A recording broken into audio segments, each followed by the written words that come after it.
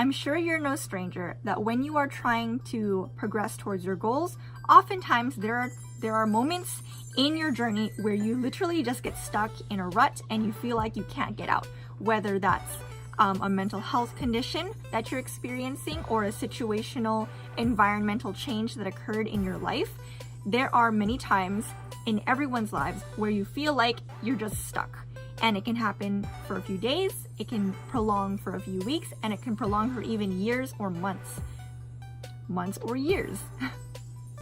So if you want to figure out how to get unstuck from your ruts, keep on watching.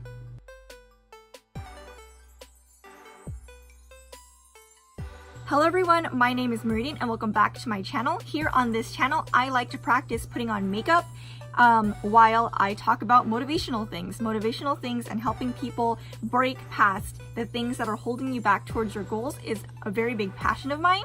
And I have been using fashion throughout my life to figure myself out, how to overcome insecurities, how to gain confidence, how to put myself out there, and just overall spend time doing an activity that makes me happy. And so I would like to share that with you. Today's video, I'm going to be doing a makeup look based on Stella Michele's, aka Cryptozoological's makeup look.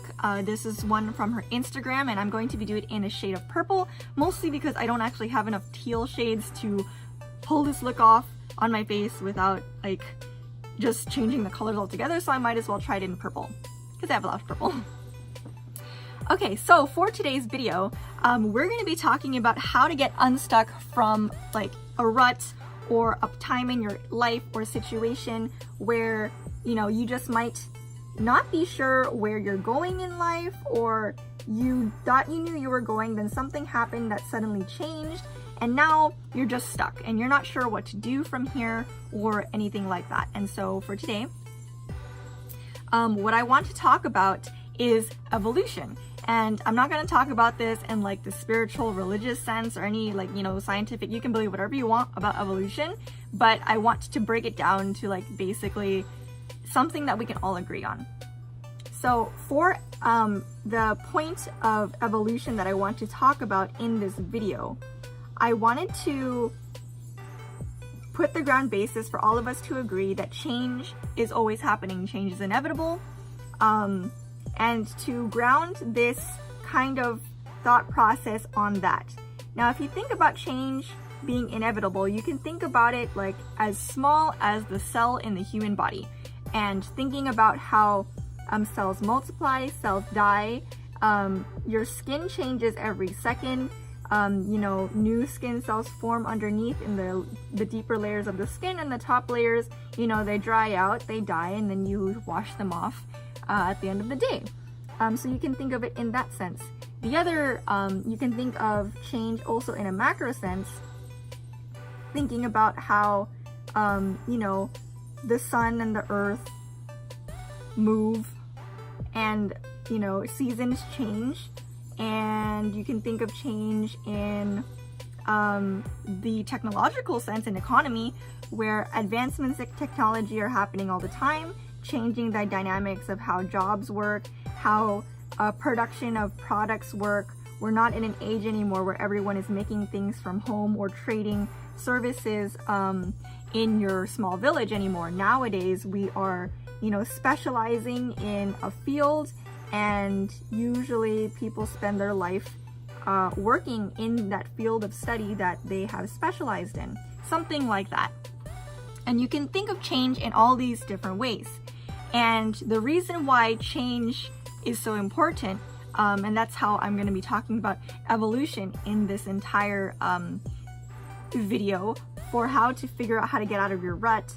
The way to think of change is to think of it in a way that you can control it. Obviously, there are lots of things that, you know, change can occur, like if a hurricane happens, or if a fire happens, or if you get hit by a car, or you know, let's not talk about disastrous changes now, but you know, maybe your best friend moves away. Okay, that's not a great change too, but you know, there are all kinds of changes that could happen, like, you know, the weather clearing up or something like that. There's a lot of change that can occur that you are not particularly in control of, but there are change that you can control. if you want to think of, like evolution and history, you can think about our DNA or our, evolutionary programming, whatever it is you want to believe, based on the human body not wanting to change very much. Habits are something that, once they're set, they're hard to change. And, there are reasons for it, but it's like, in history, historically, not many things changed very quickly.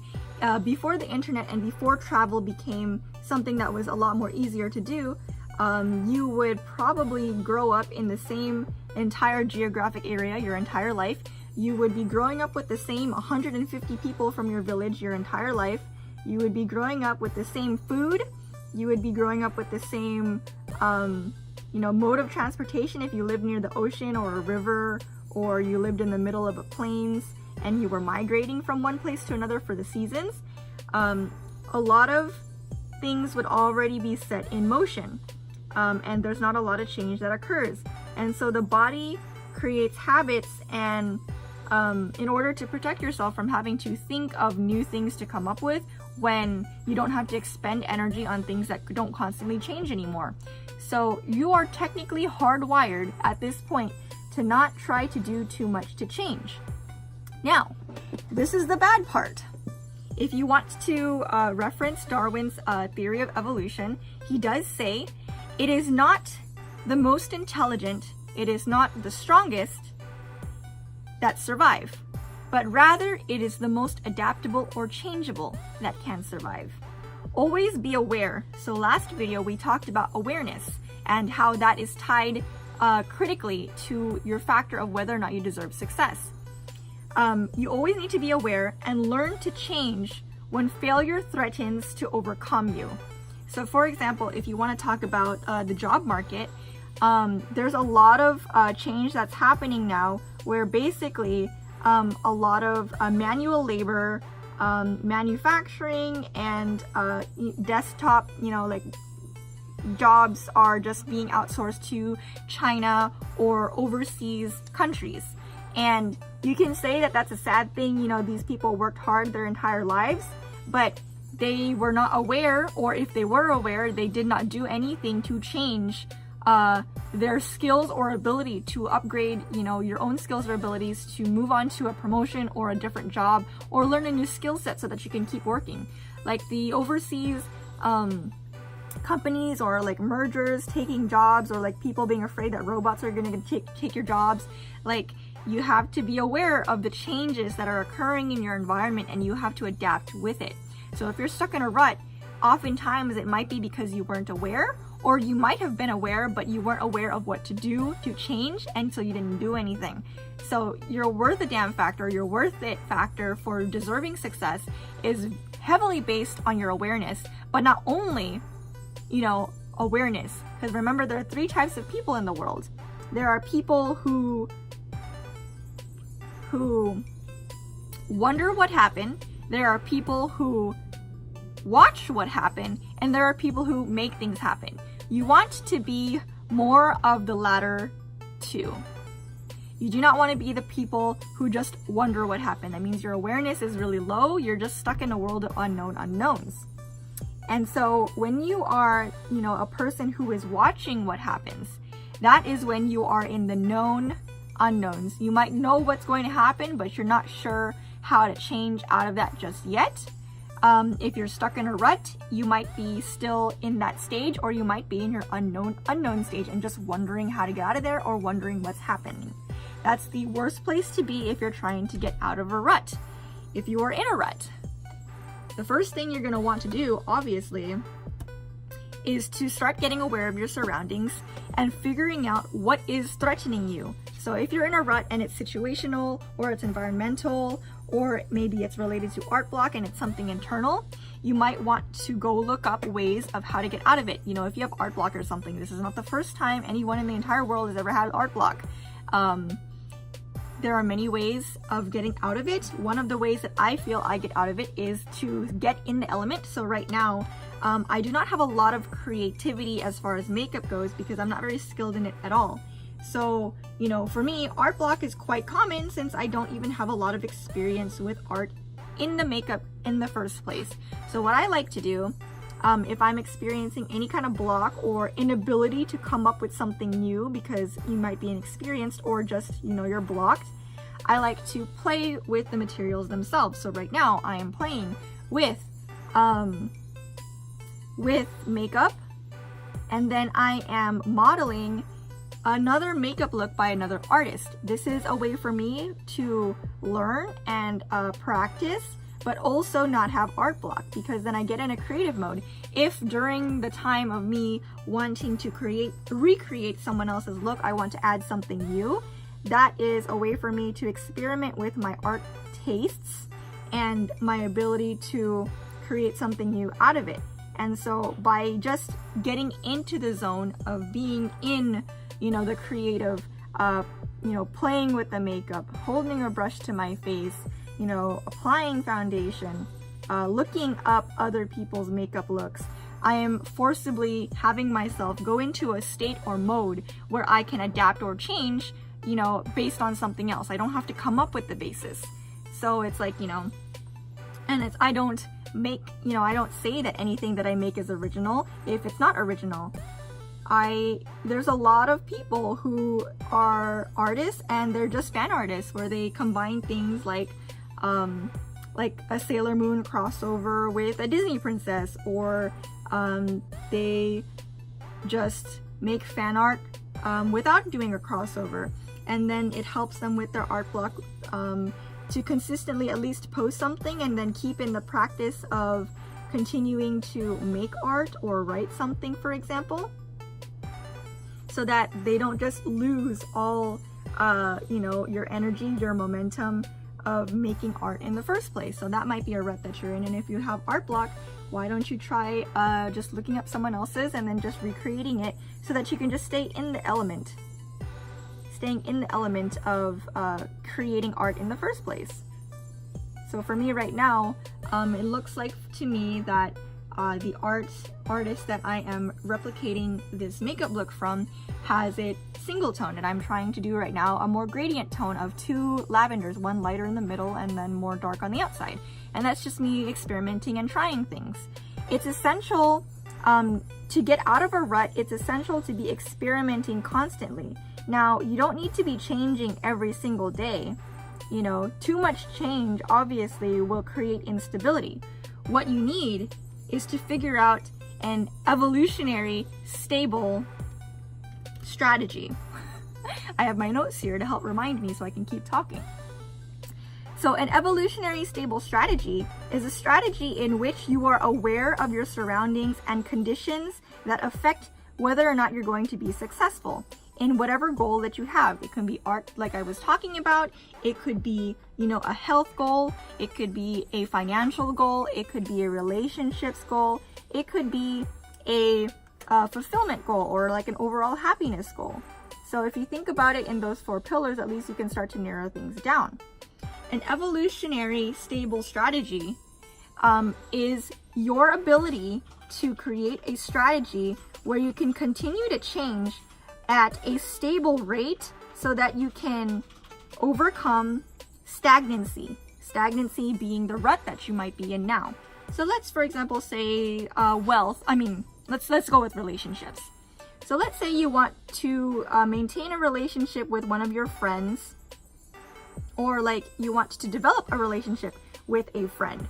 And let's say this friend that you met, you thought they were super cool because of stuff you heard about them, and then so you met them and then you became friends, and then you're hanging out for a while. And then you find out that, you know, like they're kind of not very nice. But, you know, us being people, we want to give people a chance, and we don't want to ruin a relationship before it's too early just because we're judging or something. And then, you know, you wait a month and then just kind of hang out with them, and then things don't change. And then you wait 2 months, and then it goes on to 6 months to like 2 years. And you're still trying to hang out with this person that you developed this relationship with and you spent so much time with. And every time that you try to do something with them, like they screw you over on a project, they stand you up on an event that you were both supposed to go to, they borrowed money from you and never paid you back, things like that. and you just let it keep going on. That is not an evolutionary stable strategy. You know, you should stay in things long enough, you know, to give them a chance, but you cannot allow the same thing over and over and over and over to keep happening to you. You know, if it happened to you once, you know, a bad thing happened to you once, shame on them. If it happened to you twice or 3 times, shame on you. Because at that point, you need to be realizing and adapting to the change. Like, if you are really not liking this person as your friend, you don't need to keep being their friend. And letting them ruin your life. That's not something that you want to do. And the same thing can go for, you know, a job that you have, or a boss, or a coworker, or your family member. If it's a family member and you intend to keep relationships with them, you cannot continue to argue. There are times where maybe you need to separate. So let's talk about relationships and maybe the family sense. For me, like I said in some of my previous videos, I am formerly a bully, and my brother was the worst victim of that. And so, in order for my brother to overcome, like, me bullying him all the time, at the time, it wasn't him that decided to separate from me. But I suggest for anyone who is in a bad relationship of any kind, you know, spousal or familial or, you know, friendship wise, you need to have a point or time of separation. If you do not have that, then there's no room for, you know, emotional repair or being able to, you know, look at things objectively without, you know, the emotional stressors of the moment in the way. And so at the time that my parents divorced and I went to live with my dad, that was a time where both of us were able to separate. I was able to figure out how to cope with being upset because through fashion, and not beating him up because I had no one to beat up anymore. For him, he was able to grow with his friends and find confidence in himself without me beating on him every single day. And that was a very good thing. And now, actually, we are inseparable siblings, and I'm so happy for that, because with the separation, we kind of were able to grow in our own senses apart from each other. And when we came back together, we had our own problems, and we decided that we wanted to rely on each other for help. And when we did that, we were able to create an evolutionary stable strategy where each of us, you know, were able to compensate for each other's weaknesses, and whenever each other are in need, we help each other as needed. And, you know, that, you know, can change with time, whatever the roles are. When we were first getting into marketing and doing business, I was the one that was putting all the money up front at the time because I was the one who was making more money. Now, at this point in time where I'm doing a lot more study and a lot more experimentation with the business, with the course that we're part of, he's the one that is actually providing more of the money to keep us stable, and paying for the course that we're in right now, and then we get to switch places later. We just want to be able to evaluate and be aware of the situation around us and understand what is going to cause us to fail, or what is going to cause us to succeed, or what are the things that we're going to need in order to succeed so that we don't fail. These kinds of things that you have to think about constantly, always being aware of your surroundings.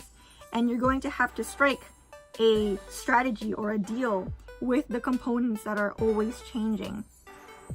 And so when you experiment, you should always be experimenting and thinking of the outcome that you would like. You don't want the experiment to run too long, because if it's not working, it's not working. You need to change the experiment. You need to change your strategy.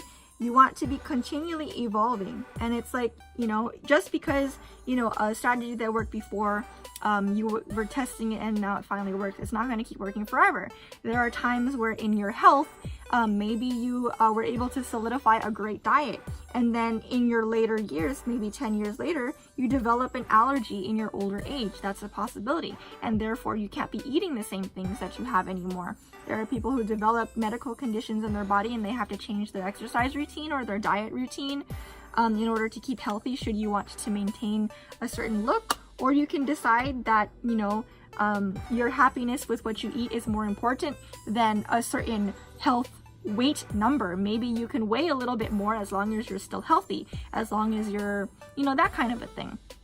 If you're not healthy or you're in a condition where you're unable to be at tip-top shape, then there are other goals within your health boundaries that you might want to be targeting that aren't the standard because of a condition you may have developed later on. And that's different for everybody. You have to realize and figure out that, you know, what is considered fair or in the world is not standard. It's not standard for everybody.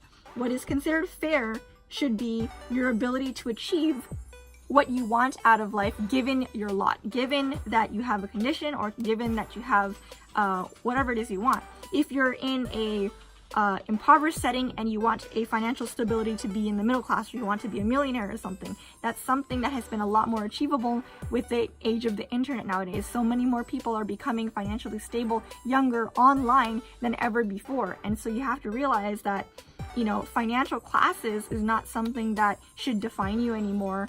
But it's like you have to look at what's around you. You have to look at the possibilities around you. Without that, you're not going to be able to create new strategies for yourself to continue to evolve towards goals that you might be wanting. So if you're stuck in a rut, you need to figure out how to continue to experiment with new things within the field that you want to be in, even if it's not creating something completely new. Like for me, I just want to get better at makeup. Eventually, I want to have a lot of makeup looks that are unique and new and stuff like that, but I can't just come up with anything out of my head because I'm not experienced enough with it. So for now, I get to experiment and try new things and try techniques based on other people's looks up until I develop the skill to be able to come up with my own unique looks all the time. As you become aware of the goals that you need or that you want to accomplish in life, and you figure out what it is you need to do to get there, what you need to do is you need to figure out how to experiment so that you can change yourself to be more capable or to be more deserving of success, or to be, what qualifies you to deserve the success in the goals that you want. Things like that. And you need to continue to experiment and not just wow, I just drew like right in the middle of my thing. Okay, so I'll fix that later. You need to continue to experiment in order to see if things are going in the direction that you want it to go. If it's not, then change your experiment again. So let's talk about like a wealth goal, for example. For me, I want to be financially stable and independent. My crazy goal is that I want to be making $1 million a year gross by the time I'm 25. And the reason for that, there's various reasons. There's a lot of the, superficial reasons. I want to buy lots of makeup. I want to buy lots of clothes. I want to go to Artist Alley and support all the artists and just have cool stuff to take home with me. I want to travel. I want to see new places, and I want to take my boyfriend with me. I want to get married. I want to take my dog with me when we go on trips instead of leaving her behind. There's a lot of things too where it's like, that can be accomplished on a regular income, but it's like, okay, well, what about if a medical emergency happens and you need to like fork out $10,000 because that's how insane your medical emergency is. Most careers that you get, from a company right out of college or something like that, even if you grow in the company, most careers actually cannot handle that without it being a very heavy burden on the immediate family and potentially the extended family, depending on how close-knit, your extended family are. And so, being a millionaire, I believe, is a way for me to not have that burden of, I'm aware that there are things in this world, like I can contract cancer and it's going to devastate my family financially and emotionally. I could, get into a car accident so bad that I am paraplegic or something. There are things that can happen, and I want to prepare for that. And so for me to want to become a millionaire, it's because I want to be able to be financially capable of handling these situations that are possible in the future and not have to devastate my immediate family. I want to, at least financially, be able to handle these situations. If my brother gets into a situation like that, or, you know, my boyfriend does, or future husband, you know, I want to be able to handle those financially speaking, because I believe that there are many ways of being able to create financial stability that isn't just through a college degree. And because I believe that, I went out and looked for people who have the kind of lifestyle that I want. Who are the millionaires out there who are teaching people how to run businesses, for example? And I am currently studying under them because I believed that that was an option for me, and I went and I looked for that answer. I looked for people who have already done this before so that I can conduct the same experiments according to what they teach. So it's like, for you, maybe that's not a goal for you. And maybe something else is your goal. Maybe you want to become a doctor or a lawyer as your mode of financial stability and security. And if that is what you truly want, and you have a passion for, maybe if you want to be a lawyer and you want to expose criminals and you want to make sure that, you know, your family is safe in that regard, then maybe that's you know, a purpose for you. If you want to become a doctor and like save people on the brink of death, you know, via heart surgery or something, and that's something you're passionate about, then go and be a doctor. These things are amazing. For me personally, I am not interested in the medical field or the justice system with my own personal motives. Therefore, I don't believe that me going there for a paycheck and financial stability is the right thing for me to do, because you know, if someone is dying on like the operation table and they're relying on me to save them, and I'm just there for the paycheck and I'm not there because I love saving people and that's my passion in life, then, you know, that person probably doesn't want me to be their surgeon. Think of it that way. And so, like, you know, so for me, I wanted to get, you know, income and financial stability through business. And when I was doing business, my first business was selling licensed wholesale anime products. And I ran that business for 3 years. My boyfriend came in maybe a year into that, and he ran it with me for 2 years after that. And so that experiment was one that we ran way too long, because I was very attached to the idea of selling anime products, because I loved anime and I loved it so much that I wanted to make it work. And there were just many factors that I was not aware of that was just like, I am at a disadvantage in many scenarios of this type of business, and I was not suited to be doing this kind of business. You know, if you're doing wholesale and you're competing against big companies, one of the biggest advantages is being able to be quite financially capable enough to continue to just be releasing or purchasing the licensed products as it comes out. And I didn't have that, so I was at a financial disadvantage. I was at a disadvantage in like all these different ways. And I just ignored it because I was like, oh, my passion is gonna make up for it or something like that. And that was my downfall. We exhibited, you know, we bought booths ranging from like, you know, $250 small cons to up to $1,600 for bigger cons. And like, we ended up trying to run a mall kiosk, and that was $3,000 a month during the holiday season, and we made no money. At like everything, it was either break even or we lost money. There was never a profitable thing, but I kept trying to do it. We kept staying up long nights doing inventory manually. I had friends help me at exhibits sometimes, and those exhibits sometimes were like night markets that we were there until like freaking 2-3 o'clock in the morning.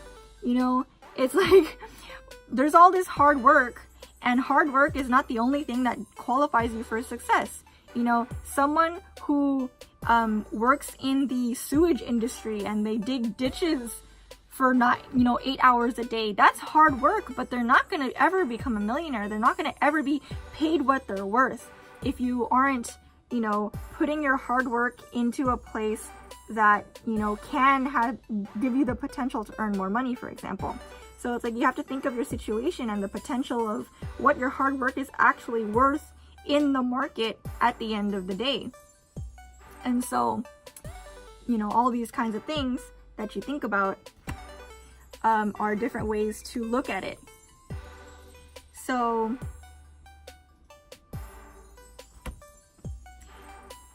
for me, sticking to, trying to run that anime business for 3 years was not the right thing to do. So ever since then, all the way until I launched Yumelixir, that was about maybe a span of 2.5 years, my boyfriend and I experimented with 10 additional different business ideas before we actually found out, ways to learn from somebody ahead of us rather than just experimenting via trial and error. You want to be able to experiment, but you want to experiment in the right direction, because you can be trialing and erroring your whole life. But it's like, human beings learn by mistake, but no one said it was an absolute law or rule that you had to learn from your own mistakes. You can learn from other people's mistakes, and that's kind of when we started on this journey of learning from other people, like Tai Lopez, like Russell Brunson, like Grant Cardone, and many other entrepreneurs who teach this kind of stuff. So for you, if you are trying to become an illustrator, or you want to be a graphic designer, or maybe you want to, whatever it is you're looking to do, you want to surround yourself with people who are successful in your industry and make experiments based on their experience, so that you can figure out how to become successful in your own right, but in the direction that a successful person has taken before. For example, it's like, if you wanted to run an ice cream store and you live in the middle of Canada, you're gonna have a hard time trying to be successful selling ice cream when it's always cold.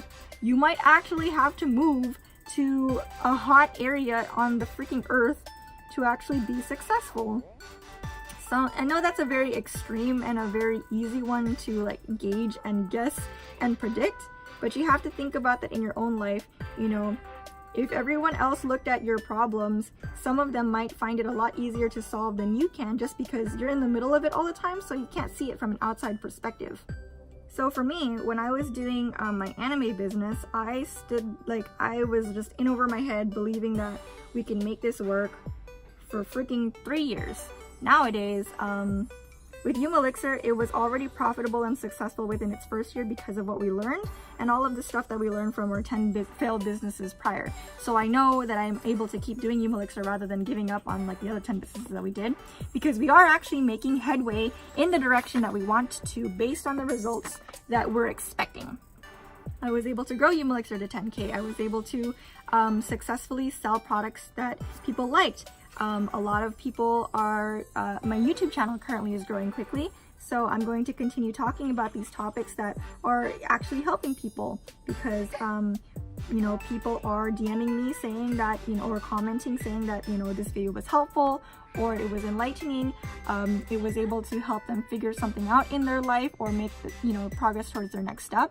So I'm going to keep doing these things because I am currently getting the results that I'm looking for. If I'm not, then I have to change up maybe my content or my brand message or game plan or something. I just have to figure out what it is. So for you, you need to figure out what is that evolutionary stable strategy. What are the changes you need to be making? You need to be aware of your surroundings. So here is the question for today's video. What changes should you be making towards success? What is the #1 area that you have not evolved and changed as quickly as you should have? So for me, one of those areas was, being in that anime business for way too long. I don't do wholesale like that anymore. So what is an experiment, for you, the rut that you're in right now? What have you been doing for way too long that you haven't experimented or tried to do differently? And that's kind of why you're stuck, because you're not doing anything any differently from what you used to do. Go ahead and answer that below. I would love to hear your questions and comments, and maybe some ruts that you're in. If it's related to anything that I've been able to solve before, I will answer and give my advice on how to get out of those situations. If not, then you need to go find, just like I said yesterday, you need to go find people who you can look up to who have solved those problems before, so that you can get out of your rut faster. You're not the only one who's ever experienced this problem, so go and find someone else who's overcome it so that you can get out of this problem faster.